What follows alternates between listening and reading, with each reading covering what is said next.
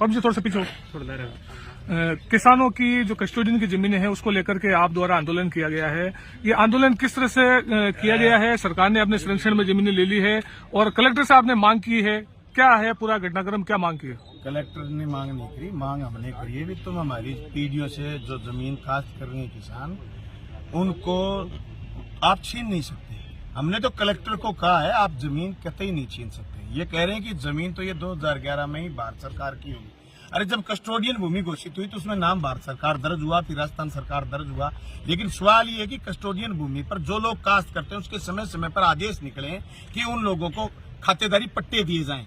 अब जो लोग भोले भाले सीधे साधे किसान हैं उन लोगों को इन्होंने न तो कभी नोटिस दिया और ने कभी ये बताया कि आओ भाई तुम अगर फाइल लगाओगे तो आप हमें रुपए जमा कराओगे तो आपको खातेदारी दे देंगे। अब चूंकि पुलिस गई और बोर्ड लगा करके आए तब लोगों को समझ में आया कि तुम्हारी तो जमीन चली जाएगी, तभी हजारों किसान आए। हमने तो कलेक्टर को स्पष्ट कहा कि आपको सद्बुद्धि आए, आप इसको गड़साना बढ़ाने की कोशिश मत करो। 1970 का किसान आंदोलन राजस्थान का आज भी इबारतों में लिखा हुआ है। 12 लोगों की कुर्बानी के बाद भी 1 इंच जमीन नीलाम नहीं होने दी राजस्थान के किसान ने।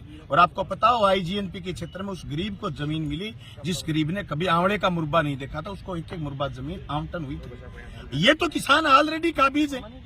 इन किसानों को सरकार जमीन दे और रियायती दरों पर दे, क्योंकि 75 साल से ये काश्त कर रहे हैं। इन्होंने इस जमीन की हिफाजत की है, इस जमीन को उर्वरक बनाया है, इस जमीन में इन्होंने खून पसीना सींचा है। इसलिए इन काश्तकारों की, किसानों की मांगों को ध्यान में रखते हुए सरकार अहम और बहम पाड़ने की बजाय खातेदारी का हक प्रदान करे, न कि किसान की जमीन लूटने का दुस्साहस करे। ठीक है सर।